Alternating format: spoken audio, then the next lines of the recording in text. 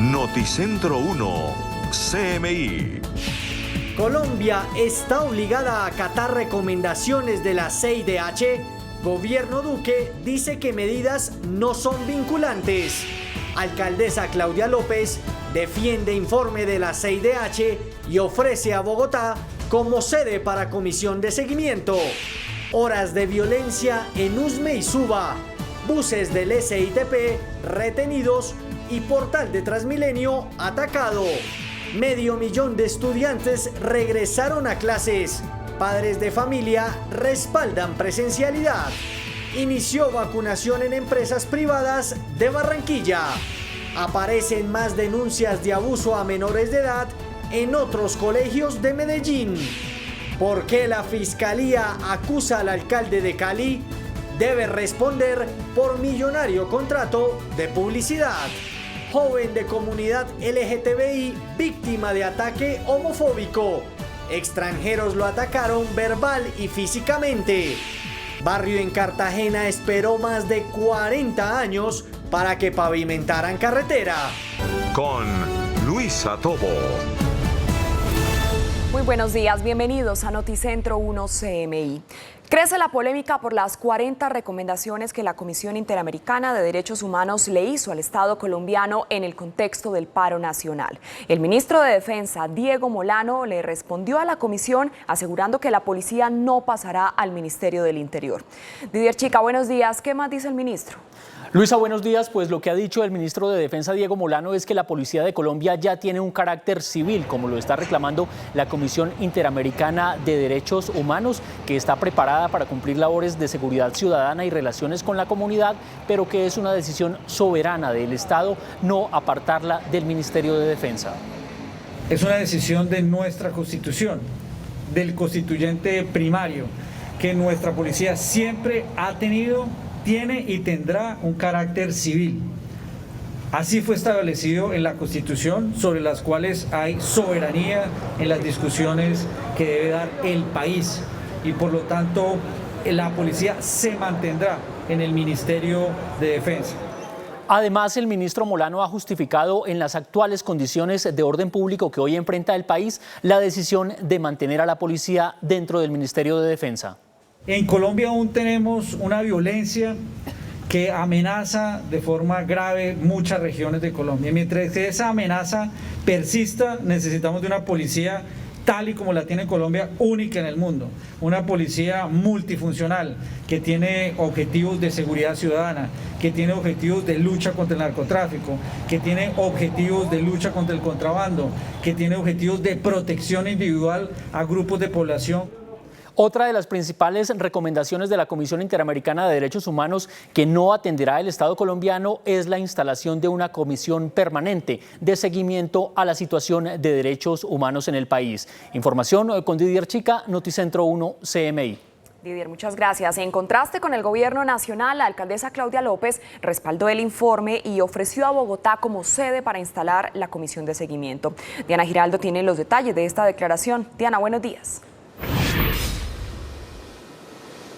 Hola Luisa y televidentes, muy buenos días. Así es, la alcaldesa Claudia López se refirió a la polémica por la diferencia de opiniones con el gobierno nacional de cara a este informe de la Comisión Interamericana de Derechos Humanos. Y es que, contrario al gobierno, la alcaldía de la ciudad acogió todas las recomendaciones de la comisión y se propuso como sede para instalar aquí en la capital la comisión de verificación anunciada por este organismo. Recordemos que la mandataria capitalina insistió en la reforma a la policía, en apartarla del Ministerio de Defensa y además solicitó al gobierno prohibir las balas de goma que utiliza el SMAT para dispersar a los manifestantes. Escuchemos lo que dijo Claudia López. En caso, por eso dije, puede, porque si la CIDH que anunció que va a establecer un mecanismo de seguimiento, sí o sí, yo comparto eso, me parece muy oportuno que la CIDH nos ayude, nos ofreció asistencia técnica al Estado colombiano para verificar el cumplimiento de sus recomendaciones. Bogotá va a cumplir en el marco de sus competencias la que les corresponden, ayer anuncié varias, y si ese mecanismo de seguimiento, el gobierno nacional y la CIDH acordaran que está en Colombia, Bogotá ofrece su hospitalidad. Si acuerdan que no va a estar en Colombia, sino que va a ser un mecanismo que hace la CIDH desde su sede, también estamos dispuestos a trabajar. Muy bien, frente a las críticas que se han escuchado a lo largo de la mañana de parte del Gobierno Nacional, porque aseguran que la alcaldesa no es competente para instalar en la capital del país esta comisión de seguimiento de la Comisión Interamericana de Derechos Humanos, pues la mandataria ha dicho que ella lo ha hecho por cortesía, que no está interfiriendo ni excediendo sus funciones al ofrecerse como sede para instalar este mecanismo de verificación en la capital del país. Recordemos que además en el pronunciamiento que ha hecho Claudia López se comprometió a instalar body cams en los SMAT para vigilar y verificar que cumplan los protocolos y evitar así exceso de la fuerza pública en medio de la protesta social. Nosotros estaremos muy pendientes de esta información y la ampliaremos sobre las 12 del mediodía. Siga usted, Luisa, y televidentes, con mucho más. Diana Giraldo, Noticentro 1 CMI. Diana, muchas gracias. Y horas de tensión se vivieron en la localidad de Usme y en Suba luego de 7 días de calma. Encapuchados atacaron buses del SITP y atacaron un portal de Transmilenio, por lo que la fuerza pública tuvo que intervenir. Estilo Vengas, buenos días. ¿Cuál es la situación a esta hora en la localidad de Usme?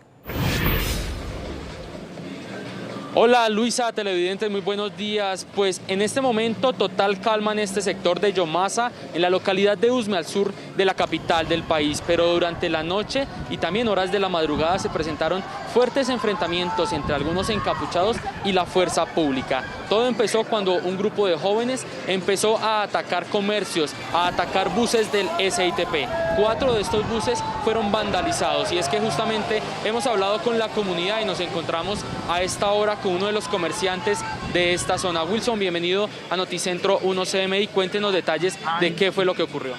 No, pues ayer eso de las 6 de la tarde hubieron enfrentamientos entre muchachos que están en la protesta y el funcionario del SMAT. Y pues nosotros hemos los afectados directamente el comercio porque a nosotros nos toca cerrar y nosotros somos aparte de eso. O sea, nos vemos que nosotros nos están afectando directamente porque nosotros nos tenía afectado la pandemia y nos había soltado un poco la pandemia y ahorita nos cogió ese paro y nos tiene pues terrible, nos tiene muy mal económicamente, muy mal porque no nos respetan a nosotros, tienen que por hacerle mal al gobierno, por proteger al gobierno, nos afectan a nosotros los pobres y yo pienso que los afectados somos nosotros. El gobierno no tiene nada que ver con esto porque los afectados somos nosotros, la gente más pobre son los que estamos sufriendo las protestas de los muchachos. ¿El llamado cuál es? ¿A que cesen esos disturbios, esos enfrentamientos en esta localidad? Tiene que cesar, tiene que haber diálogo y que los muchachos tienen que ser cuerdos con lo que quieren, porque es que yo veo que hay gente que no sabe qué es lo que está reclamando. Yo veo que hay gente que no sabe qué es lo que está reclamando y están incitando al vandalismo. Para mí es vandalismo, porque ponerse a romper un bus que tiene que ver con que nos está sirviendo a nosotros, los pobres, a nosotros que nos está sirviendo eso. Muchas gracias, Wilson. Pues como él, son varias las voces en este sector de Yomasa afectados por los enfrentamientos que vuelven a reiniciar en este sector. A propósito de esto, el comandante de la Policía Metropolitana de Bogotá se pronunció. Estos delincuentes pretendían incinerar y les causaron algunas afectaciones. Gracias a la intervención de los miembros de la Policía Nacional se logra precisamente evitar su incineración. En el sector de Suba, durante todo el día, un grupo de personas se encontraba realizando actividades culturales, pero ya en horas de la noche iniciaron un ataque contra el portal de Suba, pero igualmente contra los miembros de la Policía Nacional. Según las autoridades de tránsito, en este momento no se presentan afectaciones viales ni protestas en toda la ciudad. No se descarta que en horas de la noche vuelvan los jóvenes a salir a algunos puntos de la capital. El desarrollo de esta noticia a las 12 del mediodía. Por ahora me despido desde la localidad de Usme. Informó Estiglo Vengas para Noticentro 1 CMI. Stig, muchísimas gracias. Y en Florida Blanca, Santander, también se vivieron horas de tensión en medio de enfrentamientos entre encapuchados y la policía. Un grupo de adultos mayores de un hogar geriátrico se vio muy afectado. Eduardo Herrera, muy buenos días. ¿Qué fue lo que sucedió? Hola Luisa y televidentes, muy buenos días. Pues las demandas se dieron en medio de una protesta convocada por un grupo de personas quienes se oponen a la construcción de una vía que comunicará Bucaramanga con Pamplona y que pasará en medio de los cerros orientales. Esa protesta se organizó frente a la alcaldía y desafortunadamente al lado queda un centro de bienestar del adulto mayor. Pero precisamente para conocer qué fue lo que sucedió anoche me encuentro con el alcalde de Florida Blanca, Miguel Ángel Moreno. Alcalde, bienvenido a Noticentro 1 CMI. Cuéntenos, ¿cuál es el estado de los adultos mayores que quedaron en medio a esas protestas? Bueno, lo primero es que aquí hay que rechazar enfáticamente, como lo hemos hecho, este tipo de actuaciones vandálicas que se presentaron el día de ayer en lo que era una protesta pacífica y que terminó en vandalizar la alcaldía, pero también lo más grave de esto, en llegar a que una bomba molotov golpeara contra las inmediaciones de este centro de bienestar del adulto mayor Juan Pablo II y afectar a la salud mental, sobre todo de quienes residen allí. Vimos anoche videos de cómo los adultos mayores se encontraban en un estado de zozobra, en un estado de intranquilidad, y no entiende uno cómo, si se está manifestando, digamos que en beneficio de comunidades vulnerables o de comunidades que quieren ser escuchadas, como las hemos atendido desde la alcaldía de Floridablanca, se pretenda afectar también a una comunidad vulnerable como son los adultos mayores que residen en este centro de bienestar. Hoy hemos estado acompañando con la Secretaría de Desarrollo Social para garantizar que sus derechos sean restablecidos y por sobre todo que se encuentren en el mejor estado de salud.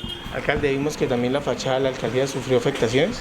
Así es, en estos actos vandálicos que rayan en la delincuencia también se afectó, y fue por donde inició este acto de vandalismo, la fachada de la alcaldía de Floridablanca. Se lanzaron piedras, bombas artesanales tipo molotov, y esto dio pie para que se partieran los vidrios de la fachada de la alcaldía, la puerta principal de nuestra alcaldía de Floridablanca. No obstante, ya realizamos todo el proceso de limpieza, de retirar estos escombros, estos vidrios dañados y atender al público, porque no podemos permitir que esto se convierta en un acto de terrorismo que ponga en zozobra a las comunidades y no les permita acceder a los servicios públicos que se prestan desde la alcaldía de Floridablanca.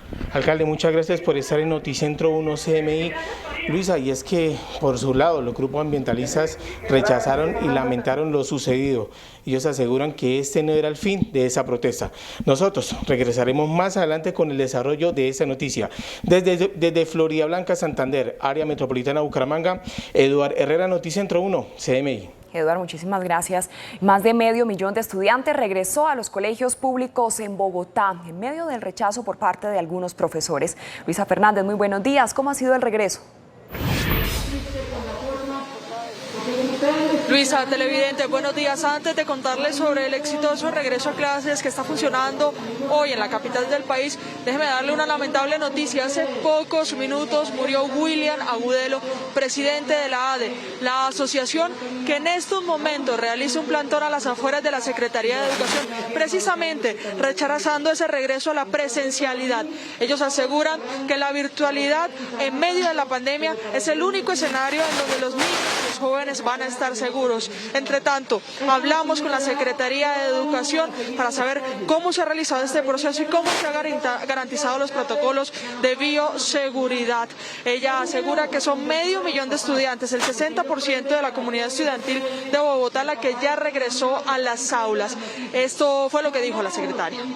Tenemos alrededor del 70% de nuestros maestros que están asistiendo a la presencialidad, más o menos el 60% de los padres, madres que ya están diciendo vamos a mandar los niños, las niñas a los colegios. Ella se me aburría mucho virtual, entonces el compartir nuevamente con sus compañeritos es lo que más la motivó, el volver otra vez a cambiar como la monotonía, porque siempre encerrada, de que mami quiero salir y uno no puede por el virus. Entonces ella ya teniendo esa conciencia en cuanto a lo que es el COVID y todos los protocolos de seguridad, pues ya uno toma esa decisión. Luisa, precisamente los ministerios de Salud y de Educación le hicieron un jalón de orejas a los maestros, docentes, comunidad educativa de Colombia, debido a que más de 60.000 docentes no se han aplicado ni siquiera la primera dosis de la vacuna contra el COVID-19. Ese llamado de alerta se suma a la muerte de William Agudelo, quien al parecer falleció por complicaciones con el COVID-19. Hasta el momento sabemos que fue por un infarto, sin embargo, entendimos o supimos que días anteriores le había contraído el virus. Lo que dice el Ministerio de Salud es que las vacunas están disponibles para que los docentes se vacunen contra este virus letal que, como ellos mismos lo están viendo, se está llevando vidas. Hasta el momento faltan por vacunarse 63.943 maestros que tienen la vacuna disponible, repito, desde hace más de 8 semanas. Y es que solo en Bogotá 3.000 docentes, o entre 3.000 y 3.500, no han asistido a la cita para vacunarse. Eso lo dijo la secretaria de Educación, y también aseguró que aunque ellos no se vacunen, la presencialidad para ellos es obligatoria. pero también les decimos, esa no es una razón para que ellos digan no regresamos a la presencialidad. O sea, un maestro que decide no vacunarse tiene que regresar a la presencialidad. Son 388 colegios públicos los que en estos momentos están dando clases en las aulas a los estudiantes, que serían entre 480.000 y 500.000 que están en estos momentos cumpliendo los protocolos de bioseguridad. Yo me despido con las imágenes del plantón que realiza la Asociación Distrital de Educadores aquí a las afueras de la Secretaría de Educación. Ellos aseguran que muchos colegios de Bogotá no cuentan con todos los protocolos, ni con agua, ni con protocolos de distancia y mucho menos con el uso de tapabocas de manera exigente. También con un homenaje que le realizan al presidente de la ADE que acabó de fallecer, William Agudelo. Sobre las 12 del mediodía tendremos todos los detalles. Luisa, continúa usted con más en estudio. Así es, Luisa, muchísimas gracias. Y en Barranquilla ya empezó la vacunación en empresas privadas. Jorge Castro tiene el reporte desde la capital del Atlántico. Jorge, buenos días. Muchas gracias, Luisa, muy buenos días. Será a través de 3 operadores, cajas de compensación familiar que funcionan en la ciudad de Barranquilla, que atienden a más de 120 empresas en la capital del Atlántico. En la primera remesa de vacunas arribaron a esta ciudad cerca de 56.000 biológicos, de acuerdo con lo expresado por la ANDI en el departamento del Atlántico. De estas vacunas se van a distribuir en todas las empresas grandes instalarán puestos de vacunación en sus mismas instalaciones, mientras que las cajas de compensación atenderán a los empleados de empresas pequeñas. Más adelante, Luisa, tendremos otros detalles de esta noticia desde Barranquilla. Así es, Jorge, muchas gracias. Es momento de hacer una pequeña pausa, pero cuando regresemos a Noticentro 1 CMI.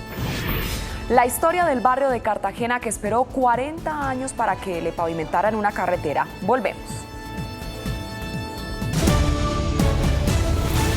Seguimos en Noticentro 1 CMI. En Medellín siguen apareciendo nuevas denuncias de casos de abuso sexual a menores de edad. Yusi Chaparro, buenos días. ¿Cuáles son esas nuevas denuncias? Hola, buenos días. Hay que decir que este no es un caso reciente, ocurrió hace 6 años, pero las víctimas, a raíz del escándalo que se presentó en este jardín infantil del nororiente de Medellín, se atrevieron a hablar. Se trata de un profesor de un colegio privado que, como lo decía, hace 6 años estaría abusando verbalmente y a través de algunas aplicaciones y también físicamente a algunos estudiantes. Primero, según el relato de las víctimas, le pedía algunas fotografías y luego en el colegio les hacía algunos tocamientos. Este profesor en el año 2019 fue contratado por otra institución educativa, también privada, y luego de conocerse estas denuncias, aunque no se han comprobado oficialmente, pues ocurrieron hace varios años, fue despedido de la institución. Y en otras noticias de Antioquia, a las 11:23 de la mañana se presentó un ataque homofóbico aquí en el municipio de Bello, Antioquia, en donde Cristian Aguirre, un joven de 25 años, relata que 3 hombres de nacionalidad venezolana lo insultaron por su condición sexual y además lo atacaron con arma blanca y le robaron sus pertenencias. A esta hora estamos con el inspector de policía del municipio de Bello, Sebastián Montoya. Inspector, ¿qué se va a hacer para dar con estos responsables de este ataque de homofobia? Buenos días. Se le ha solicitado a la Fiscalía y a todas las entidades dar con los responsables de este vil ataque, que solo se presentó por razones sexuales. La Alcaldía de Bello prestará todo el apoyo psicosocial al joven LGTBI al cual se le presentaron estos daños en su cuerpo. Muy bien, inspector, muchas gracias. Hay que decir que hay repudio y también conmoción por parte de las autoridades y de la comunidad, pues este joven es un reconocido líder de la comunidad homosexual. Y finalmente, en más noticias de Antioquia, a las 11:24 de la mañana, una persona muerta y una mujer herida dejó un hecho que ocurrió en el municipio de Abeiba, Antioquia, en zona rural, en donde al parecer estas 2 personas, que son de la comunidad indígena, cayeron en un campo minado.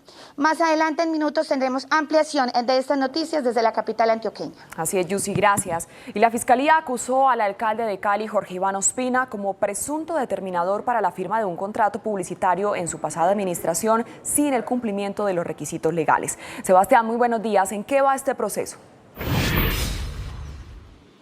Hola Luisa, televidentes, muy buenos días. Mire, la firma de este contrato se hizo entre el 2008 y el 2011 con una empresa de publicidad creada aparentemente 2 meses antes de la firma de este contrato. Según la defensa del alcalde Jorge Iván Ospina, la Fiscalía lo acusa de determinar la firma de este contrato, es decir, influir sobre los secretarios de despacho para que hicieran esta acción, es decir, la firma del contrato. Pero también dice la defensa del mandatario que no hay ningún insumo para hacer este señalamiento sobre Ospina. Por su parte, el mandatario dijo que este proceso se reactivó en el 2019, justo antes que cuando él era todavía candidato a la alcaldía de Cali. Además aseguró que él no firmó este contrato y todo lo contrario, al detectar estas irregularidades lo denunció. Ahora, ¿qué sigue en este proceso? Falta una etapa preparatoria, es decir, tanto la Fiscalía como la defensa de Ospina mostrarán sus pruebas y luego irán a un juicio donde se tomará la decisión final sobre el mandatario local del Distrito Especial de Santiago de Cali. Y ahora cambiamos de información porque hay bastante preocupación entre las autoridades de salud. Hay 595 pacientes en unidades de cuidado intensivo, la cifra más alta durante la pandemia.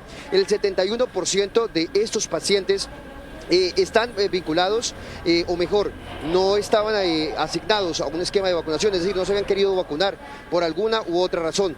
También detectaron que muchos de esos pacientes ya no tienen enfermedades de base como lo tenían anteriormente y según los lineamientos del Ministerio de Salud. Hay 8 niños menores de 16 años también en unidades de cuidado intensivo.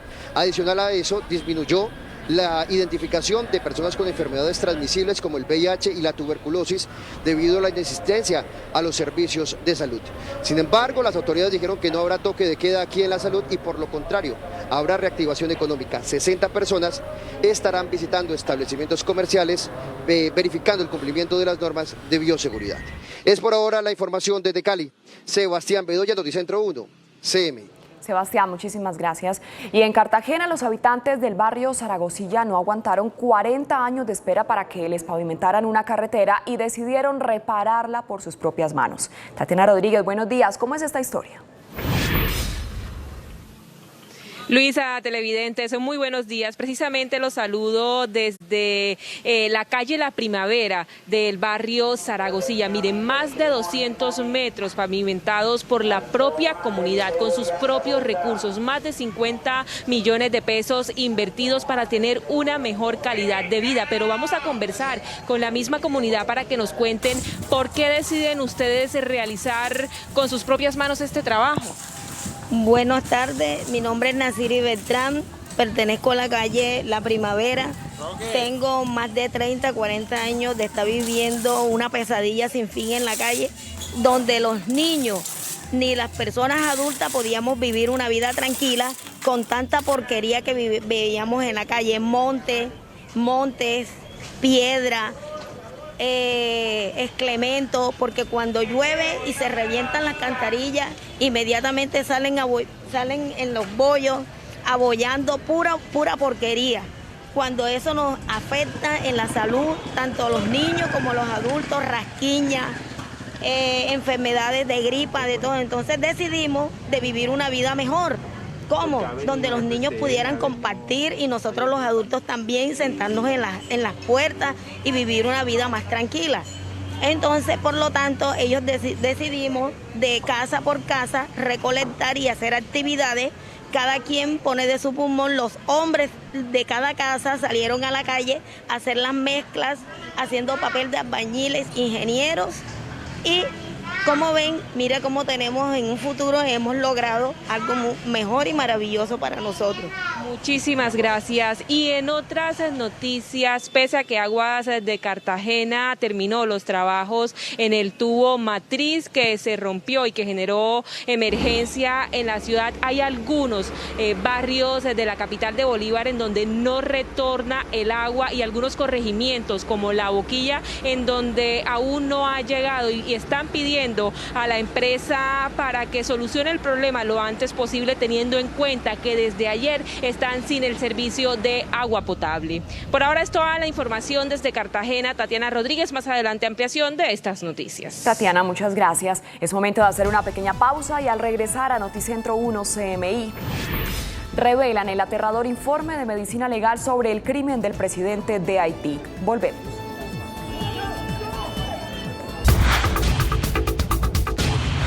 El informe forense del cuerpo del asesinado presidente de Haití reveló que recibió más de una decena de disparos. Y en México, la Corte Suprema penalizó el aborto por violación y elimina los plazos para realizarlo. Las noticias del mundo en Noticentro 1 CMI. El juez encargado del informe forense del asesinato del presidente de Haití, Jovenel Moïse, informó que el cadáver del presidente tenía 12 orificios realizados con armas de gran calibre y también de 9 milímetros. Según el reporte, los agentes de policía encontraron al presidente boca arriba y vestido. Lo encontramos acostado boca arriba, pantalón azul, camisa blanca manchada de sangre, boca abierta, ojo izquierdo perforado. Vimos un agujero de bala en la frente, 1 en cada pezón, 3 en la cadera, 1 en el abdomen. El responsable de levantar el cuerpo dijo que aparte de Moïse, la única persona que resultó herida fue su mujer Martín, que está hospitalizada ya en Miami. La hija de la pareja estaba en la misma estancia que sus padres en el momento del ataque, pero consiguió esconderse en la habitación de su hermano, que también resultó ileso. Hasta ahora solo hay reportes de 4 sicarios abatidos y 2 detenidos. El primer ministro japonés Yoshihide Suga decidió volver a declarar el estado de emergencia en el área de Tokio. Una alerta que estará vigente hasta el 22 de agosto y que coincidirá con la celebración de los Juegos Olímpicos. El estado de emergencia entrará en vigor el lunes 12 de julio para frenar el aumento de casos de COVID-19 y no solo se prolongará en la capital, sino que otras 3 prefecturas más colindantes a Tokio. La nueva declaración de emergencia sanitaria, la 4ª para Tokio, afectó a la asistencia de público en las sedes deportivas olímpicas. Los organizadores del evento, cuya inauguración está prevista para el 23 de julio, anunciaron que los Juegos se celebrarán sin espectadores para evitar contagios por coronavirus. Una alerta real ante la presencia de una aeronave no identificada, previsiblemente procedente de Rusia, interrumpió el acto que estaba protagonizando el presidente español Pedro Sánchez junto a su homólogo de Lituania, Gitanas Nausėda, en la base de la OTAN. Nausėda tuvo que interrumpir su discurso luego de la alerta de los pilotos que accedieron corriendo al hangar, anunciando una alarma ante la presencia de un avión. La Suprema Corte de México abrió la puerta a la interrupción legal del embarazo sin límite temporal en casos de violación, al declarar inconstitucional un artículo del Código Penal del Estado Chiapas que impidió abortar en 2017 a una menor con parálisis cerebral víctima de abuso sexual. Aunque la sentencia solo tiene efectos sobre las querellantes y el Código Penal de Chiapas, los argumentos planteados sirven como referente para futuros amparos para esta misma causa, dependiendo de las circunstancias.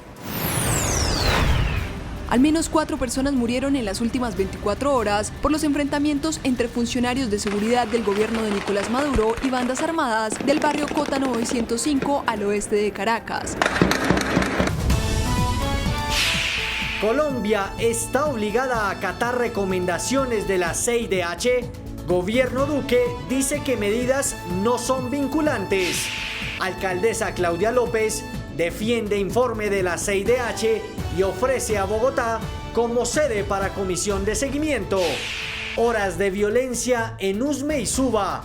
Buses del SITP retenidos y portal de Transmilenio atacado. 500.000 de estudiantes regresaron a clases. Padres de familia respaldan presencialidad. Inició vacunación en empresas privadas de Barranquilla. Aparecen más denuncias de abuso a menores de edad en otros colegios de Medellín. ¿Por qué la fiscalía acusa al alcalde de Cali? Debe responder por millonario contrato de publicidad. Joven de comunidad LGTBI víctima de ataque homofóbico. Extranjeros lo atacaron verbal y físicamente. Barrio en Cartagena esperó más de 40 años para que pavimentaran carretera. Con Luisa Tobo. Noticia en desarrollo en CMI. Seguimos en Noticentro 1 CMI. El presidente Iván Duque explicó hoy las razones que tiene su gobierno para no acoger algunas de las recomendaciones de la Comisión Interamericana de Derechos Humanos. Acaba de terminar un acto en la Escuela Militar de Cadetes, José María Córdoba, con la declaración del presidente Duque. Allí está Carlos Ruiz. Carlos, muy buenas tardes. ¿Qué tal? Un saludo cordial para usted y para los televidentes. Mucha atención, el presidente Iván Duque acaba de advertir que el informe de la Comisión Interamericana de Derechos Humanos no es vinculante para el Estado colombiano, es decir, no es de obligatorio cumplimiento, y que aunque algunas recomendaciones ya están siendo adoptadas o ya fueron adoptadas por la administración colombiana, hay otras que el gobierno colombiano no puede aceptar.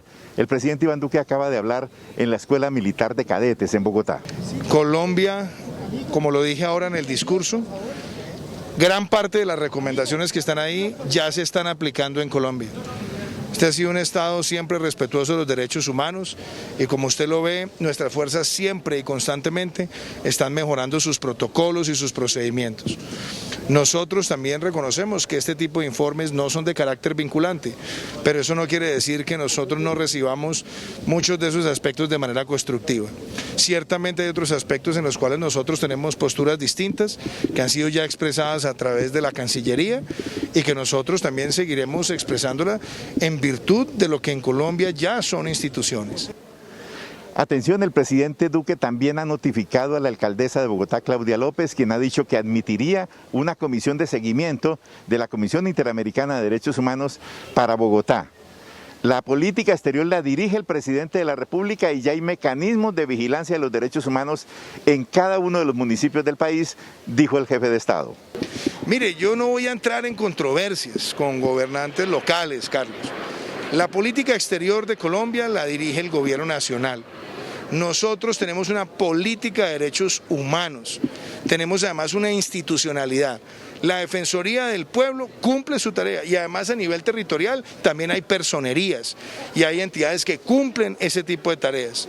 Yo creo que aquí no se trata de crear nuevas instituciones, sino de que las que tenemos obren con toda la claridad, la firmeza, la independencia y la colaboración armónica entre poderes.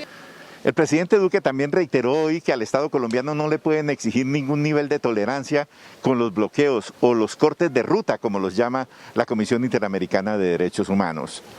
Con Carlos Ruiz desde la Escuela Militar de Cadetes José María Córdoba en Bogotá, Noticentro 1, CMI.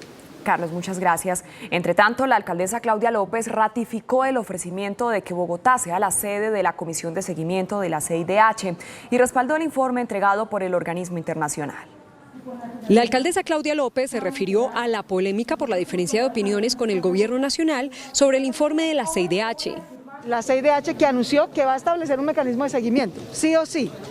Yo comparto eso, me parece muy oportuno que la CIDH nos ayude. Nos ofreció asistencia técnica al Estado colombiano para verificar el cumplimiento de sus recomendaciones. Bogotá va a cumplir en el marco de sus competencias la que les corresponden, ayer anuncié varias, y si ese mecanismo de seguimiento, el gobierno nacional y la CIDH acordaran que está en Colombia, Bogotá ofrece su hospitalidad. La capital no solo incorporará las recomendaciones en el protocolo para el manejo de la protesta social, sino que insistió en la reforma de la policía y en apartarla del Ministerio de Defensa. Además, le solicitó al gobierno nacional prohibir el uso de balas de goma. Reiteramos, como lo hemos hecho desde el año pasado, la necesidad urgente de acometer una reforma profunda al SMAT y a la Policía Nacional, que los desmilitarice y en cambio los fortalezca como organismos civiles y civilistas, garantes de la convivencia y derechos humanos de la ciudadanía e independientes del Ministerio de Defensa. López se comprometió a implementar tecnología para vigilar las acciones del SMAT. Haremos las disposiciones presupuestales necesarias para que los integrantes del SMAT en la Policía Metropolitana de Bogotá, que operen armamento de letalidad reducida, deban portar, usar y registrar bodycams, de manera tal que se registre todo su accionar y procedimientos. Aunque la CIDH dice que se deben tolerar los bloqueos, la alcaldesa dijo que en Bogotá no están permitidos ni se permitirán las interrupciones a la movilidad. A esta hora, los organismos de socorro del Meta continúan la búsqueda del avión DC-3HK-2830 que cayó a tierra con 3 tripulantes a bordo. El piloto Juan Carlos Cortés, el copiloto John Acero y el técnico Carlos Eduardo Olaya. La aeronave, que estaba en periodo de prueba, partió a las 7 de la mañana desde el aeropuerto Vanguardia de Villavicencio y 5 minutos más tarde perdió contacto con el radar. Suba y Usme volvieron a vivir horas de violencia. Buses del SITP retenidos y un portal de Transmilenio atacado. Es el balance de una nueva jornada de enfrentamientos entre encapuchados y la policía. Estiluengas, muy buenas tardes.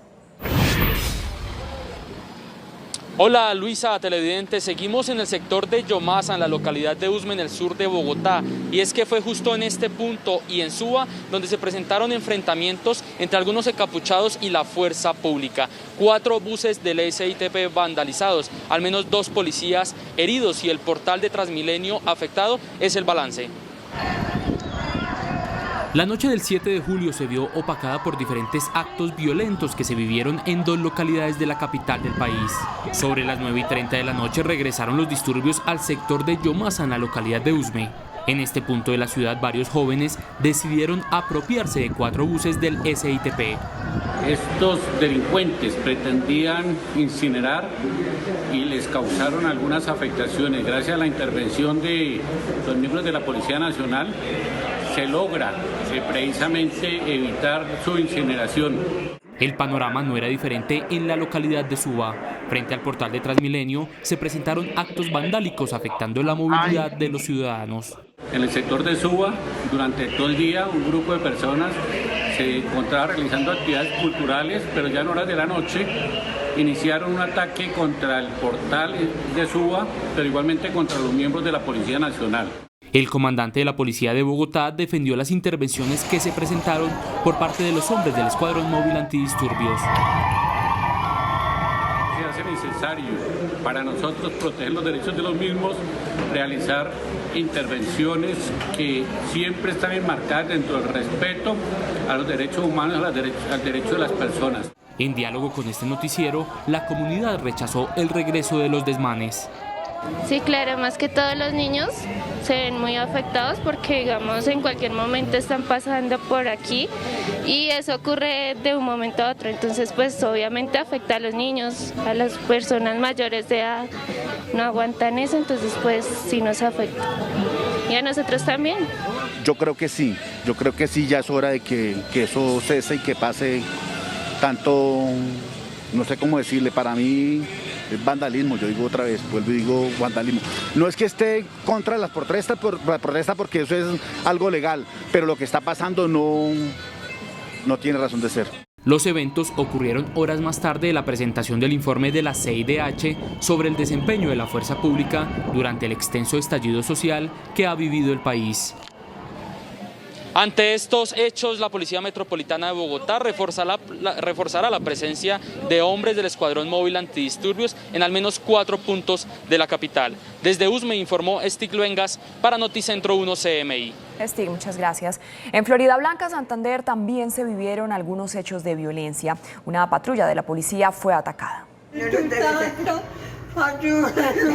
La marcha, que se desarrollaba de manera pacífica, finalizó con un plantón frente a la alcaldía de Florida Blanca, donde se produjeron los enfrentamientos con el SMAT, causando pánico en el centro de bienestar para adultos mayores. Es que estos adultos mayores anoche sí estuvieron en un estado de intranquilidad muy enorme, fue lo que vimos en redes sociales, y ya hoy se está realizando esta visita por parte de la Secretaría de Desarrollo para garantizar, les reitero, los derechos fundamentales, sobre todo de estas personas que se vieron afectadas anoche. Los gases lacrimógenos, las bombas incendiarias y aturdidoras no solo causaron miedo, sino afectaciones en la infraestructura de la alcaldía. La puerta principal totalmente deteriorada, esto desde luego afecta la seguridad de las instalaciones de la alcaldía, y 16 de los 20 ventanales de la alcaldía también fueron vandalizados y pues se partieron completamente. Los adultos mayores aseguran que están de acuerdo con la protesta, pero rechazan lo sucedido. En realidad está bueno que hagan marchas, pero que no abusen de las cosas y que acaben con todo. Terrible con ellos, porque pobrecitos están descansando y vienen a hacerles...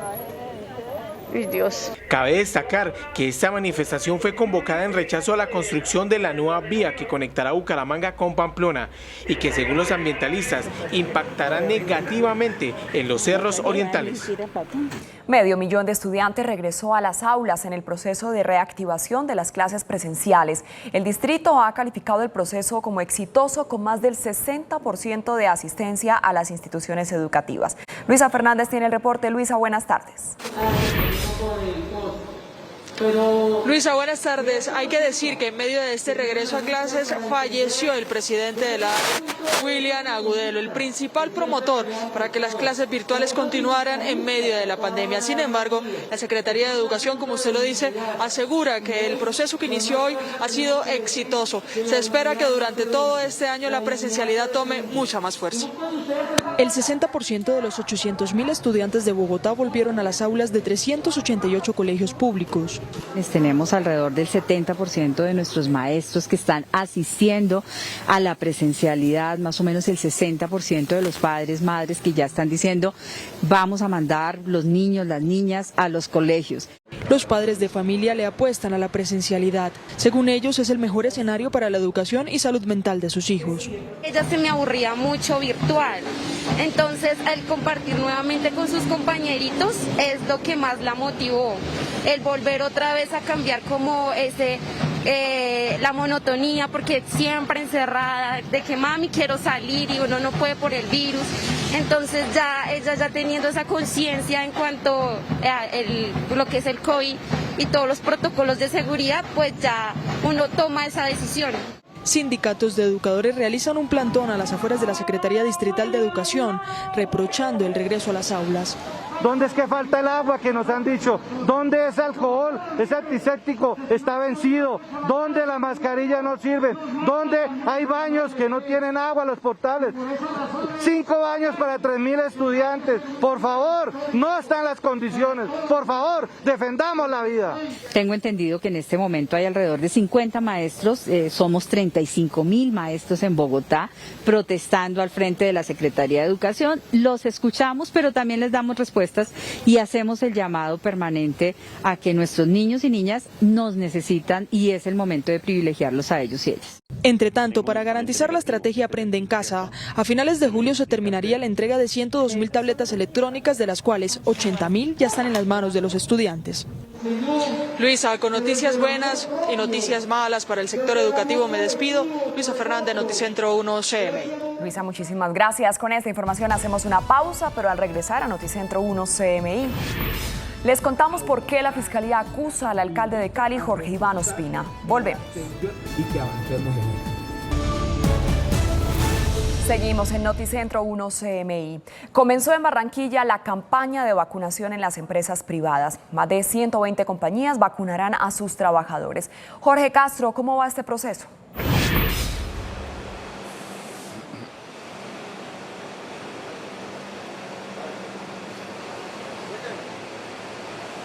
Muchas gracias, Luisa. Muy buenas tardes. Con celeridad comenzó este proceso en más de 100 empresas que son monitoreadas desde la Secretaría de Educación de Salud en Barranquilla. 56.000 dosis de Sinovac comenzaron a aplicarse en empresas del sector privado en Barranquilla. 3 cajas de compensación son las encargadas del proceso en el que participan más de 120 compañías barranquilleras.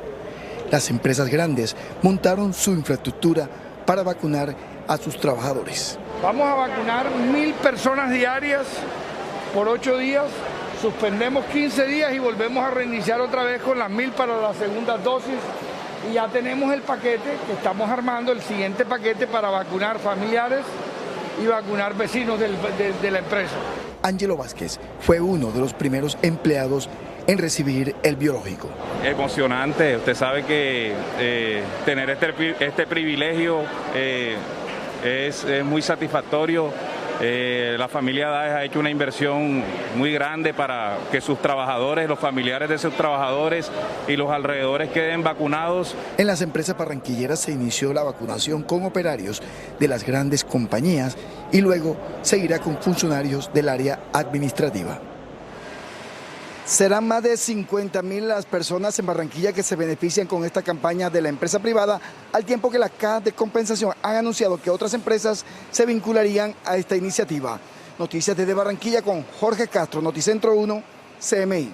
Jorge, muchas gracias. Por un contrato de publicidad en su anterior administración, el alcalde de Cali está en la mira de la Fiscalía General de la Nación. Sebastián, ¿cuál es la acusación? Buenas tardes. Hola Luisa, televidentes, muy buenas tardes. Lo que explica la defensa del alcalde de Cali, Jorge Iván Ospina, es que la Fiscalía General de la Nación lo acusa a él de influir sobre sus secretarios de despacho para que se firmara un contrato entre el 2008 y el 2011 con una empresa de publicidad, en la cual ya no llenaba los requisitos suficientes. La Fiscalía acusó al alcalde de Cali, Jorge Iván Ospina, como presunto determinador para la firma de un contrato publicitario por más de 400 millones de pesos en su pasada administración, sin el cumplimiento legal de los requisitos. No se ha dicho que el alcalde haya suscrito un contrato, se ha dicho que él pudo haber determinado a un secretario de despacho para que suscribiera el contrato. Por eso lo ha acusado ante la probabilidad de que él pueda haber inducido o incidido en un secretario de despacho para que suscribiera el contrato que es cuestionado. El mandatario dijo que seguirá presto a atender llamados de los órganos de control. Lo presentaron una semana antes de las elecciones para tratar de pretender nuestro camino a la alcaldía. Ese no es un contrato firmado por Jorge Iván Ospina y ese es un contrato denunciado por Jorge Iván Ospina. Ahora vendrá una audiencia preparatoria donde la Fiscalía y la defensa de Ospina presentarán sus pruebas. Luego se llevará a cabo un juicio donde se tomará la decisión final. Y ahora cambiamos de tema porque sigue siendo bastante alta la ocupación de unidades de cuidado intensivo y los contagios de COVID-19 aquí en la ciudad. Sin embargo, las autoridades no decretarán de medidas restrictivas severas, sino que habrá un mayor control en los establecimientos comerciales. Hoy hay 595 personas en UCI, la cifra más alta registrada durante la pandemia en Cali. 8 de ellas son niños menores de 16 años y la ocupación se mantiene en el 100%. De 549 personas, 280 no recibieron la vacuna a pesar de haber tenido ya por el Plan Nacional de Vacunación acceso a ella.